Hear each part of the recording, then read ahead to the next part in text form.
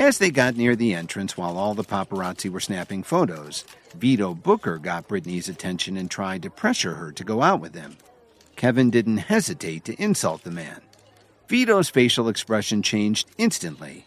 He stared at Kevin fiercely and said, "Who the hell are you talking to?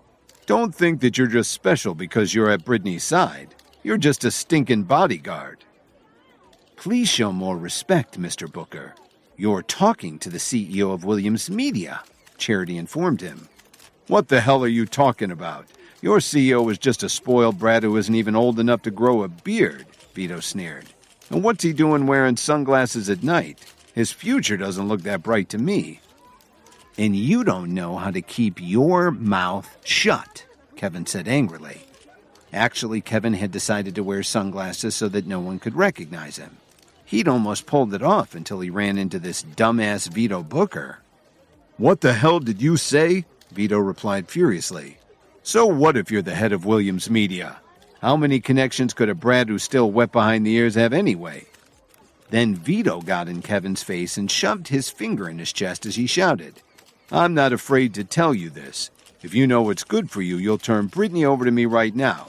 Otherwise, Williams Media will disappear from the entertainment industry in a New York minute." The altercation attracted a lot of attention, but no one came forward to stop him.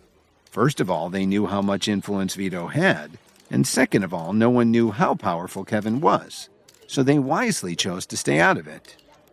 "If you want to keep your finger, you'll take it back right now," Kevin said coldly.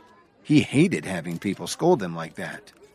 "Who do you think you are?" Two burly men immediately walked over and stood next to him.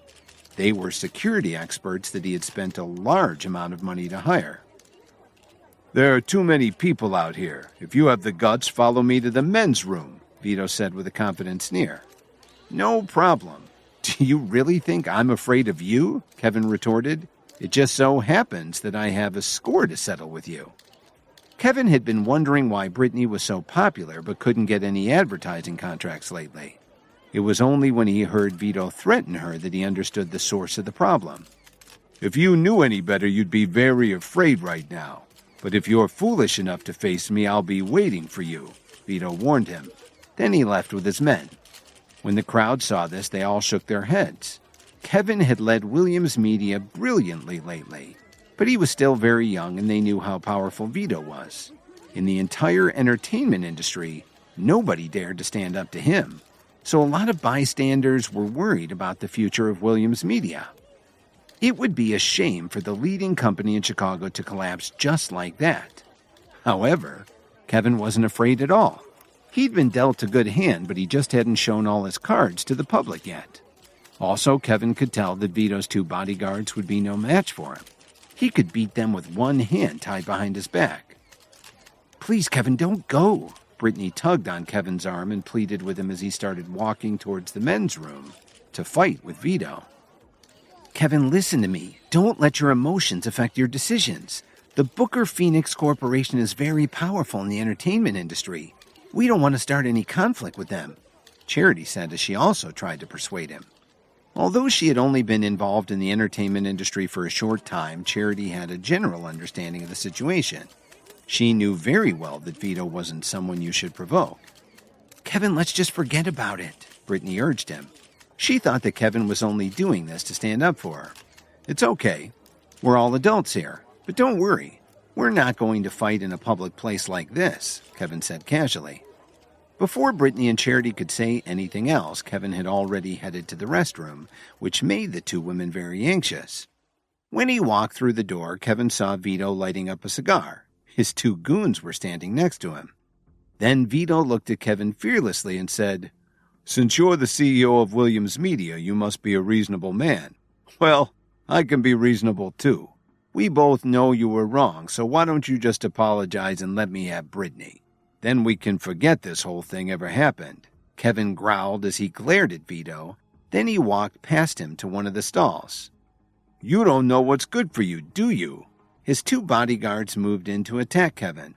"Go ahead, but you're only going to embarrass yourselves," Kevin said calmly as he reached out and quickly grabbed one of the men by the wrist. When he twisted it, the sound of bones breaking echoed throughout the tiled room. The man screamed in pain and dropped to his knees. Kevin tossed him aside and stopped the other man's fist at the same time. He redirected the blow to throw the man against the wall. "Get off me, you clumsy bastard!" Vito roared as he tried to push his bodyguard off of him. But as soon as Vito got to his feet, Kevin turned around and kicked him in the gut. "Are you having fun yet, Vito?" "Damn it!" Vito roared at his bodyguards. "What the hell am I paying you guys for?" The two men were in such pain they struggled to stand up. When they were about to attack Kevin again, he calmly asked them, "Do you really want to go through that again?" Hearing this, the two of them stopped in their tracks and looked at Kevin with fear in their eyes. They had never felt such power. "You're both useless," Vito said as he fought with all his strength to stand up. "You bastard! Williams Media is finished now, and so are you." "Is that so?" Kevin replied as he bent down and lifted Vito off the ground. "And just how are you going to do that?" Then Kevin punched Vito in the stomach, making the man's face twist in agony. "Have you ever had a swirly?" Kevin said as he kicked open the door to one of the toilet stalls. He dragged Vito straight into it. "What are you going to do, you son of a bitch?" Vito gritted his teeth and roared. "You'll know soon," Kevin answered as he grabbed Vito by the hair and shoved his head into the bowl. What made it worse was that the water had that blue disinfectant in it. Vito struggled desperately to pull his face out of the toilet bowl. Kevin suddenly let go of the man's head and took a step back. Vito was relieved to get some air. He turned around and yelled at Kevin with hatred in his eyes. "You're a dead man." Vito stood there with his smug face and his designer suit dripping from blue toilet water, wishing he could cut Kevin into pieces. He'd never suffered such humiliation since the day he was born. "What are you still standing there for? If this guy doesn't die right now, then I'll damn sure kill the two of you," Vito shouted at his bodyguards. After hearing this threat to their lives, the two goons overcame their fear of Kevin and attacked him again. "Don't say I didn't warn you," Kevin growled as he moved to meet their attack. He grabbed the first man by the head and bounced him off the bathroom wall. Then he kneed the guy between the legs. The man's eyes rolled up into his head and he dropped to the floor. It hurt so much he couldn't even scream. Kevin didn't stop there. He quickly turned around and kicked the other man in the crotch, dropping him to the floor in the fetal position. Finally, Kevin walked back over to Vito. He plugged his nose and said, "You know, Mr. Booker, you really could use a bath." "Just wait and see. You're a dead man," Vito growled. "I know. You already said that a minute ago. This is getting kind of boring," Kevin said as he kneed Vito in the crotch. He immediately dropped to the floor and growled, "You son of a bitch." "Such language," Kevin said mockingly. "You know, I think I need to wash your mouth out." Then Kevin grabbed Vito by the collar and pushed his head into the toilet again. While this was going on, Brittany and Charity were anxiously waiting outside the bathroom door. "Charity, why don't we just go inside and take a look?" Brittany said in a soft voice. "But it's the men's room and there are so many people around," Charity said hesitantly. Even though she said that, she was very worried about Kevin. "But we really can't wait any longer," Brittany said anxiously. She really wanted to make sure that Kevin was all right. Charity took a deep breath and seemed to have made up her mind. "Let's go." The two women looked around and opened the men's room door. "Mr. Williams, are you okay?" Brittany asked worriedly as she entered the room. But when they saw the scene in the bathroom, their jaws almost dropped to the floor.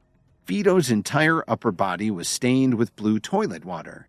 He was draped across the toilet bowl, moaning in pain. His two bodyguards were lying on the floor, writhing around. Kevin was just standing casually in front of one of the urinals, whistling while he peed. Vito's goons had interrupted him when he walked in the room earlier. "What the heck are you two doing in here?" Kevin asked when he saw the women. Charity and Brittany were stunned for a second before they both let out a scream. Even though he was facing the other way, they covered their eyes and ran out. They were both thinking the same thing. "We really shouldn't have gone in there. How embarrassing." "Do you still want to keep playing this game, Vito?" Kevin asked coldly as he walked over to the man. Please. Please let me go. It's all my fault. I won't bother Brittany anymore. Vito sobbed.